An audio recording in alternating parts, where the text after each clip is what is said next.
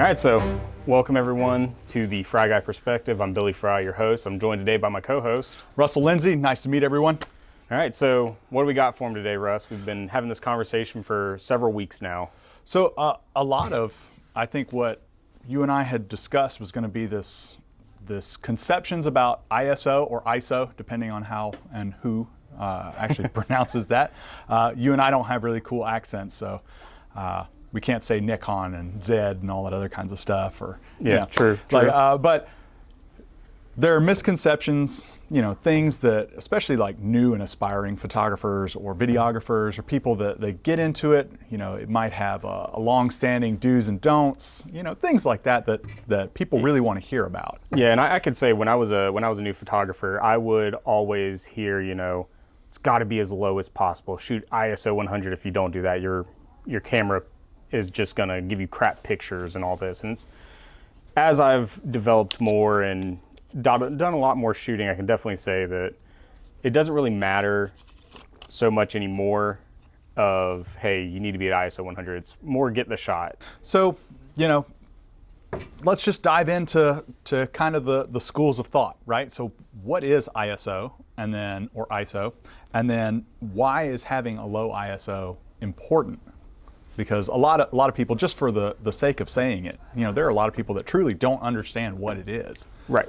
And so ISO, for all my music-minded people, think of it like an electric guitar. ISO is like a gain knob, kind of like how you have gain on your amplifiers and things like that. It is essentially just adding more gain, more current to that sensor to help brighten it up in camera and help give you a little bit better of a signal. Problem is, if we put too much of that signal forward, we wind up having what we call noise or grain inside of our picture. And a lot of times too, like I know when I first started, it was really hammered into me as far as like you got to have low ISO, and really the onus of thought was you got to make sure that you document, right? Like they were nowhere near as concerned with having something that was beautiful or something that was truly clean. They were really more concerned with having things and capturing a moment. And I know that ISO was really kind of a not understood well concept because it all plays part into that exposure triangle that everybody's kind of taught right from day one. But it's actually probably one of the least understood parts, and like the gain knob analogy is actually really close. For everything that I've ever used, that's about as close an analogy as I've ever heard. So that's great. And I know that there are plenty of photographers out there that they're always stuck with having manual, or maybe they might be not necessarily scared, but they might not have that same trust that their camera is gonna do that. How much what you were taught, because you're self-taught basically, like getting into. So I started off, I did go to some schooling for graphic design and photography, but really what it turned into was looking up, hey, what's the best way? Shooting in manual. If you shoot in manual, you learn all the ins and outs of your camera. And it was not properly adjusting my exposure triangle. So if I would set my ISO down at 100 because I was told, hey, your camera has a base ISO of 100, which just means that that's kind of the native where the gain is at the least amount of current to provide grain, where it'll provide the least amount of grain or noise. I was still learning, oh, hey, your f-stop number comes into play there. Oh, you have to then say, what is my shutter speed? What am I shooting at? And if you have way too high shutter speed or way too high f-stop number, ISO really isn't going to be a big contender until you get those two things worked out. And as I developed, I learned, hey, these new cameras like the new Nikons, the new Sonys, the Canons, they're all amazing cameras, right? And they're just feats of technology. But now it's just, if you put it in auto, it's going to do a lot of that heavy lifting for you. Do you find in some of the things that you've shot, because you originally were a Canon shooter. I was a Canon shooter, yep. I also, starting out, I started out on a Canon. I originally did some film photography, but I was absolutely terrible when it came to the concepts, really, of So you found yourself going from Canon and swapping over to Sony. Right. So what's the impetus there? Do you feel like the technology really is what makes the difference in some of those things? And so for me, what it was is I started off with a Canon Rebel T3i. That was my first camera that I really started with. Hey, how's it going? Hi, Miss Wendy. All right, everyone, so we're gonna take a quick break from the video and we're gonna thank today's sponsor, which is Gulf Coast Camera, located at 7160 North 9th Avenue here in Pensacola, Florida. You can also check them out online at gulfcoastcamera.com. Whether you're looking to get new gear or if you wanna buy or sell some old gear, they have that available. Whether you're a film enthusiast all the way up to a mirrorless shooter, they have it all covered for you. If you're looking to figure out how to get your stuff printed, they have a wide variety of print options. Just give them a call or check them out online. Also, if you're nervous about buying that new piece of gear, whether it's a camera body, a new lens, they have tons of stuff available to rent. That way you can try it out before you dedicate all that money to buying that new piece of gear, because let's admit it, we have a really expensive hobby. With that, check them out, give them a call. Super friendly staff. They're always available to help. They always want to talk photography or videography. With that, we're going to get back to the video. Yes, I started on the Canon Rebel T3i, and really, for what it was at the time, it was a good camera. Most of the situations I was putting myself in was really good daylight. I wasn't, venturing out to the low light situations yet. Then I kept on with Canon. Cameras have all been good. I had one of their, 5D Mark IV was one of the full frames that I had. Great camera. Great Still camera. a great camera. Wanted to get into mirrorless. Went with one of their R series, but their R line being the new, more expensive, big cameras. I actually went with a crop sensor, and I went with the Canon R7.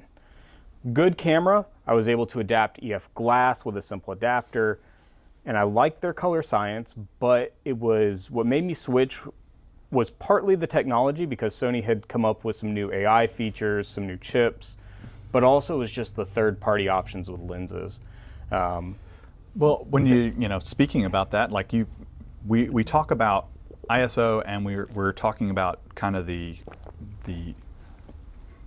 it's the sensitivity to light, right? So your light gathering capabilities, what lenses you have available.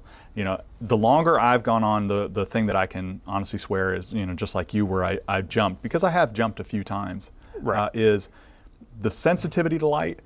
The camera itself, most of the things that have been produced here, we talk about how sensitive the cameras are, what and basically how applicable the gain knob would be. When somebody asks me, because I'm sure like me, you get this a lot, where people go like, hey, what camera should I buy? A lot of times it's really just making sure that you're sticking with, there are going to be leaps in tech, as you go through the camera, but the best camera is the one you have. Well, and another thing that also affects ISO that I don't think a lot of people really take into consideration is sensor type, right? Sensor size, yeah. Sensor size and megapixel of the sensor, right? So if you have a crop sensor, like my Canon R7, I believe was about a 33 megapixel crop sensor. My Sony A7C II is a full frame 33 megapixel sensor. But since those pixels, even though both 33 megapixel, one is going to have a little bit bigger sensor size, or as far as the individual pixels are going to be a little bit bigger, so it's going to gather light better. It's going to require a lower ISO to get the same shot at the same f number and shutter speed. I think the reason why a lot of those myths get perpetuated, especially to the newer photographers, is that people came from times where they could not bring it back. They didn't have those resources available. It's the same thing about, when my son asks me things about, like, Dad, what was your tablet like back in the day? And you go, oh, buddy, let me tell you. That Casio calculator was a whole leap in technology, right? The 80s was a wild place, kid. But a lot of times, too, when we go through and we're having to kind kind of correct those misconceptions and a lot of those myths. That's really what's going to make the difference is that we're going to have to learn that new technology is coming. The adaptation and the adoption of some of those new programs and technologies is absolutely crucial. Yeah. And especially when it comes to some of the failed ideas about ISO. You know, a lot of times when I go out, I only have one chance to capture what I need to. But I've found that if even if I'm shooting at 2500, 3200 on ISO, as long as I am getting the shot sharp, making sure that I'm composing. You know, I started out where it was like you, where I had to make sure that everything was clinically done to the best of the rules. And then I started moving towards, I want to make sure that my shot is sharp. And then now, as a photographer or, just as a communicator in general, I realized that my composition matters more. Right. And capturing that moment matters more than any of the clinical side of those laws and rules. And that's the thing is really, and I've adopted this in recent times, right?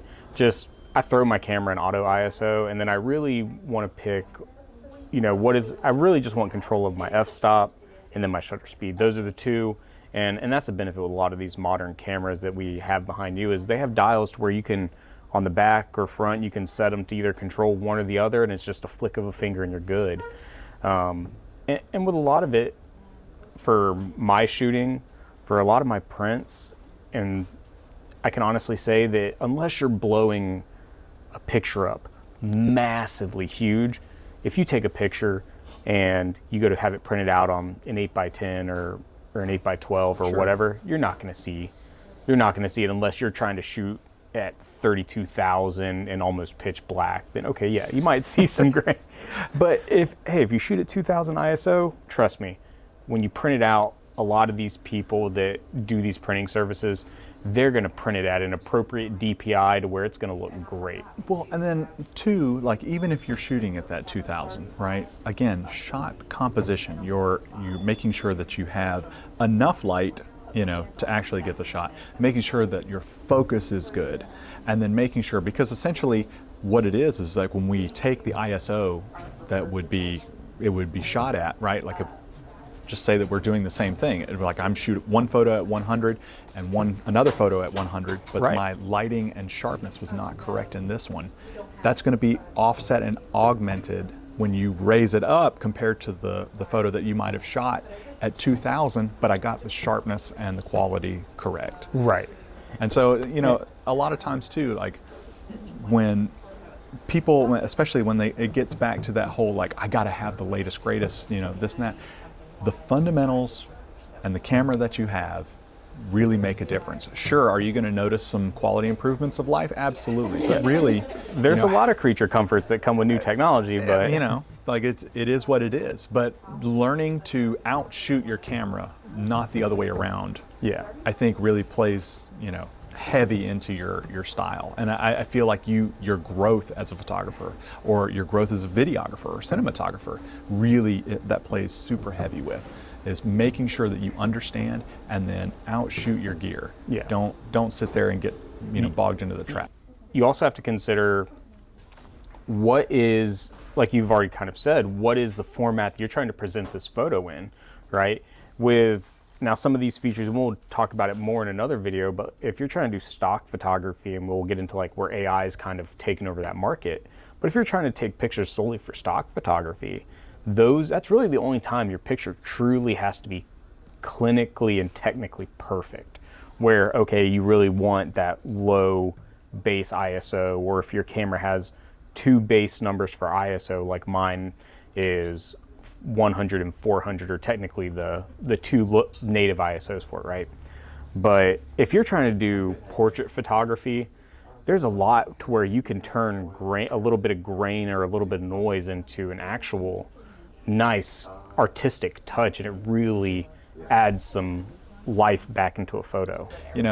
Auto ISO has saved my butt so many times. Yeah. And it allows me more to focus on the composition. Now, that being said, there are those situations, especially like with manual focus, or overriding the actual computer of the camera, that I find that the auto ISO can't keep up. And that's one of the things that you just have to, one thing I would give a takeaway for is you just don't be scared to take risks with your camera as far as like your shooting conditions and what you take control of. Just you gotta hit that shutter button and see what works for you, like what really is making your camera do what you want to do.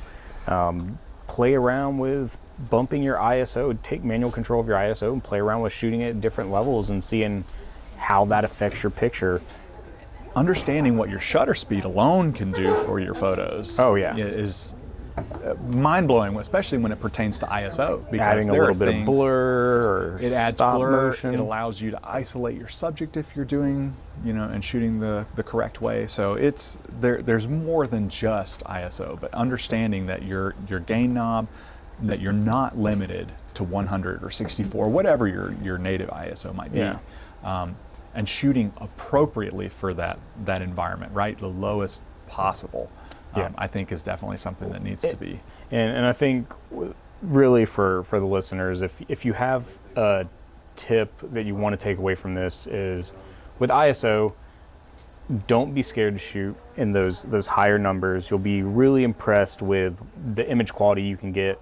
It's more about making sure you get the right composition and the right exposure, because nothing is going to ruin a picture than trying to shoot too low and then it's underexposed, and when you try to brighten it up in post, you're going to get even more grain and noise. So focusing on those fundamentals is really where that's at. Yep, focus on those fundamentals. Really learn your camera, learn its capabilities, and to kind of get you out of that shell of I got to shoot super low. Put it in auto and just go out and do a trip. Well, we'll do one tip that I can leave them with, definitely from my experience, is if you're going to shoot in the modes, don't be afraid to experiment with your modes. But for those naysayers that don't want to shoot in auto ISO or they want to still control, remember, you can also set limits. Any of the cameras in the last decade, you can set limits to your ISO range. And so you're not going to go and shoot at 25,000, 100,000 ISO unless you want to out there practicing. And as I said, just getting out there to take the shot. So get out there and shoot, enjoy the hobby, or if you're trying to turn into a profession, really learn your fundamentals and just develop, right? You gotta shoot to get better. You gotta practice to make perfect. And I really think that getting out there and just getting the experience is what's important. But for those of you who might need something, last time to make that little shameless plug for us, but hey, get on out here to Gulf Coast and make sure that you are, like, if you're in the local Pensacola area, and even if you're not, right, like, make sure that you get out here and you check out online what they have. Really ask yourself what you need, and I hope we see you in the future. If you found anything in this video helpful, just like, subscribe, give us that thumbs up. It's going to help us show up more on the main page. And then, Russ, do you want to leave them with anything? And not really. Like, just it's really about getting out there and getting the shot. Don't be afraid to get out there and take the shot. Really. All right. Well, everyone, thanks for showing up, and thanks for watching. Now comes the fun part of editing. Yeah.